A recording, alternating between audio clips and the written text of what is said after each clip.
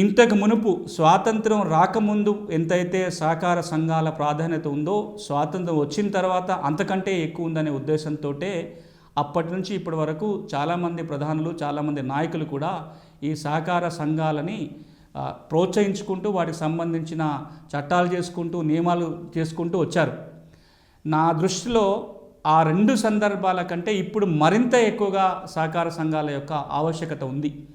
ఎందుకంటే రైతులు, అది మరీ ముఖ్యంగా వ్యవసాయ రంగంలో రైతులు లాభపడాలి అంటే సహకార సంఘాలని ప్రోత్సహించడం ద్వారా రైతు మరింతగా లాభపడే అవకాశాలు ఉంటాయి. కలిసికట్టుగా గనక వ్యవసాయానికి ముందుకు వెళ్ళినట్లయితే ఆ కలెక్టివ్ బార్గెనింగ్ పవర్ పెరగటం ద్వారా వాళ్ళ పంట అమ్ముకున్నప్పుడు కావచ్చు, విత్తనాలు, ఎరువులు, పురుగు మందులు కొనుక్కున్నప్పుడు కావచ్చు, సాగుకు కావాల్సిన పరికరాలు కావచ్చు, సాగు నీళ్లు కావచ్చు, భూమి మీద హక్కులు కావచ్చు, ఏవైనా బలంగా కాపాడుకోవాలంటే ఈ సహకార సంఘాల యొక్క ప్రాధాన్యత చాలా ఉంటుంది. ఈ చట్టాలను వినియోగించుకొని రైతులు ఆ వైపున అడుగు వేయాలి.